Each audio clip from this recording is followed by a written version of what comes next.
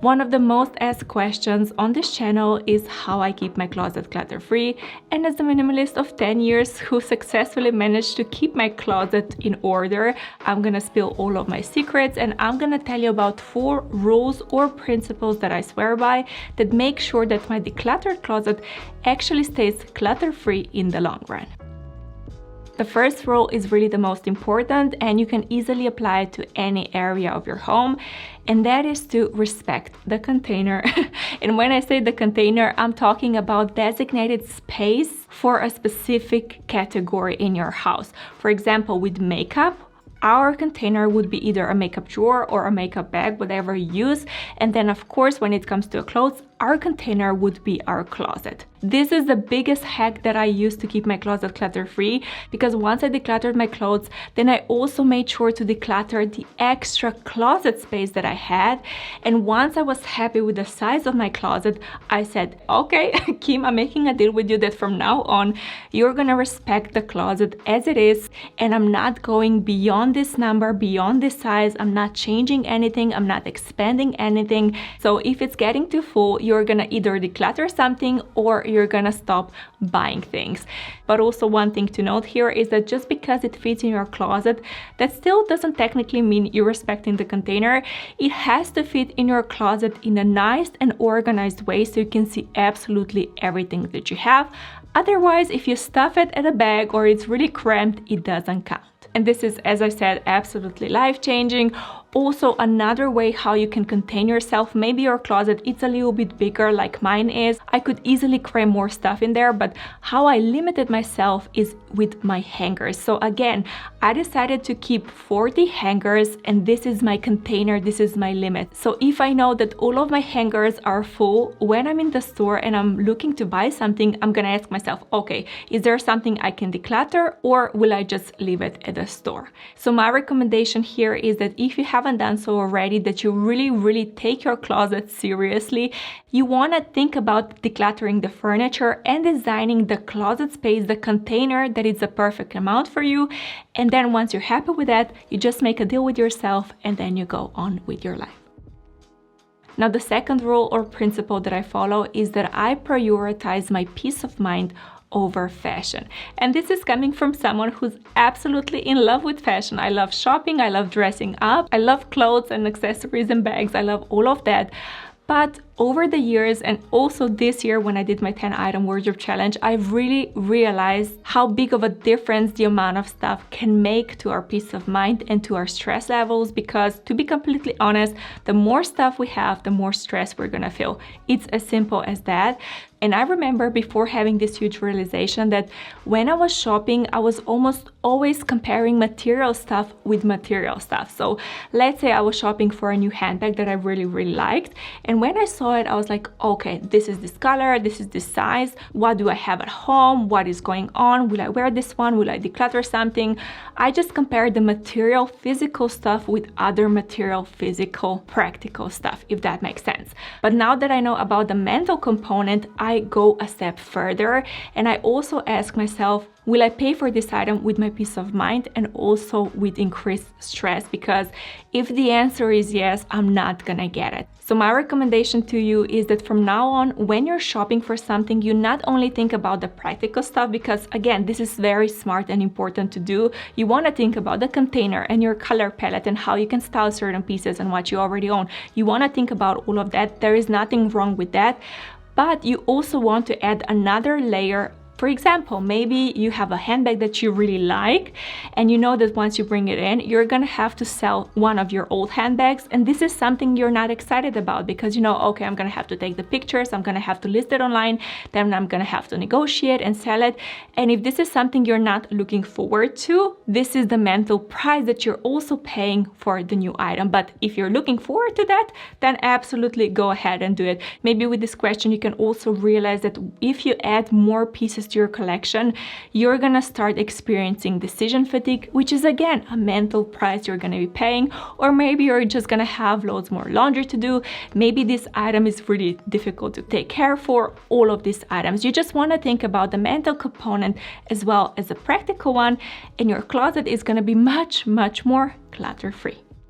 And then the third principle I swear by is creativity before shopping, which kind of sounds similar to the second point, but it's actually different because here we're talking about our closet and how it relates to our style, not our peace of mind. So the reason I'm mentioning this is because I did this mistake myself and I see a lot of people do it as well. But let's say you design a closet that really speaks to you, that you really like, and then over time you kind of get bored with it, which is absolutely normal and it happens to all of us. Or maybe you see something online and you get really inspired by it. Whatever may be the case, something happens and then our first instinct is thinking we have to add something new to our closet to feel like we have new outfits, a new style, a new vibe. And again, nothing wrong with shopping if we do it intentionally and mindfully, but to be fair, a lot of the times it's actually not necessary. And if we would just go into our closet, as I like to say, as a Leo scientist, and we would stay curious and we would kind of have our minds open and we would try new things, we would realize that we can actually create new vibe without buying anything new. So that's what I'm talking about when I say creativity before shopping. That doesn't mean we never ever shop, but we prioritize creativity. And then if that doesn't work and we still feel like something is not vibing, then we can go and shop for something new. And also when I'm talking about creativity, I'm also talking about challenges. This is one of my favorite ways I use to keep my closet fun for me because, as I said in the beginning, I've been a minimalist for 10 years, and to be fair, sometimes things can get boring. So I personally found some creative ways of how I can keep my closet fun and exciting to me without constant shopping. If you watch this channel, you kind of know what they are, but quickly, I love to switch out my wardrobe seasonally, so every 3 months. But then I also did a challenge and I tried it for 6 months, which was really exciting and fun for me. Then this year I did a 10-item wardrobe challenge, which is so amazing. I would recommend anyone to try it, and I just realized so much more about my closet and my style. I absolutely love that. And then what I also love to do is I track my wardrobe on a daily basis to have my cost per wear, to see my color palette, to see what outfit formulas I'm wearing. I'm just having all of these extra things in my life that keep my closet super fun, because let's just imagine I would build a wardrobe and it would stay the same for 8 years. Maybe I would change some pieces here and there, but mostly it would stay the same. For me, because I love fashion, this would be incredibly boring. So that's why I have all of these extra fun things in my life, and that is something that I suggest that you try in your closet as well. If you feel like your closet is kind of boring or kind of the same or it's just not fun, start experimenting. You want to be like a Leo scientist. I always say that you want to be like a Leo scientist, you want to stay curious, and you just want to experiment and have fun. Our wardrobes are not that serious, our style is not that serious, so if we can, we should have a little bit fun to keep our life fun as well. Also, if you're enjoying this video so far and you find it useful, I would really appreciate a thumbs up. Thank you for that. And if you have any of your own rules that you like to follow to keep your closet and life clutter-free, as always, leave me a comment down below. Thank you. Now, the fourth rule is something I'm still working on, to be honest, but the older I get, the more I realize how important this is, and that is to embrace the present moment or the season of life that you're in. I don't know about you, but when I discovered minimalism, I had this idea that once I declutter my closet, I'm gonna have this perfect closet. I'm not gonna want to buy anything new. My style is kind of gonna stay the same. I'm gonna have my preferences and that's it, no more work. But reality is completely different because things change in our life. Our body changes, our preferences change, our lifestyle change. We get older and we like different things. So many different things can happen that have an influence on our closet. And if you're like me, maybe you're resisting to change your closet a little bit because you don't want to be wasteful, you don't want to declutter things that you bought, you kind of want to use them up and all of that. But the problem is that even if we don't add anything new to our wardrobe, our closet can still feel clutterful, if that's a word, because all of our old items that we used to wear and love, they all of a sudden became the clutter for us.